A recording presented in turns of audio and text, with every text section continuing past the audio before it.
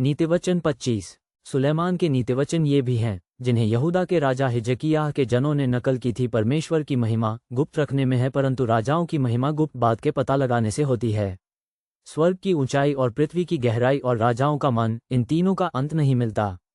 चांदी में से मैल दूर करने पर सुनार के लिए एक पात्र हो जाता है।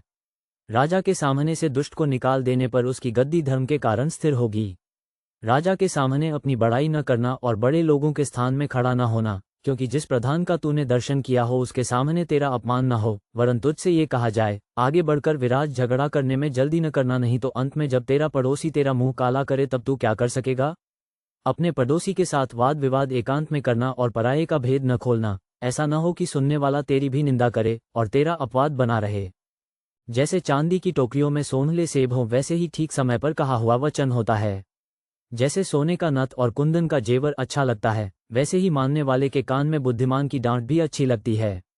जैसे कटनी के समय बर्फ की ठंड से, वैसे ही विश्वासयोग्य दूध से भी भेजने वालों का जी ठंडा होता है।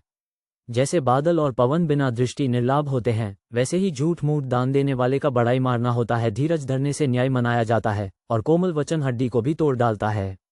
क्या तूने मधु पाया? तो जितना तेरे लिए ठीक हो उतना ही खाना, ऐसा न हो कि अधिक खाकर उसे उगल दे। अपने पड़ोसी के घर में बारंबार जाने से अपने पाँव को रोक, ऐसा न हो कि वह खिन्न होकर घृणा करने लगे। जो किसी के विरुद्ध झूठी साक्षी देता है, वह मानो हथौड़ा और तलवार और पैना तीर है। विपत्ति के समय विश्वासघाती का भरोसा टूटे हुए दांत व उखड़े पाँव के समान है। जैसा जाड़े के दिनों में किसी का वस्त्र उतारना व सज्जी पर सिरका डालना होता है, वैसा ही उदास मन वाले के सामने गीत गाना होता है।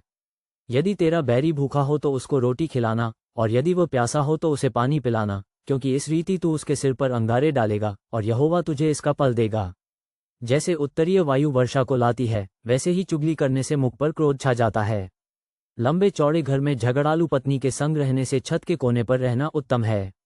जैसा थके मारदे के प्राणों के लिए ठंडा पानी होता है, वैसा ही दूर देश से आया हुआ शुभ समाचार भी होता है। जो धर्मी दुष्ट के कहने में आता है, वह गंदले सोते और बिगड़े हुए कुंड के समान है। बहुत मधु खाना अच्छा नहीं, परंतु कठिन बातों की पूछताछ महिमा का कारण होता है।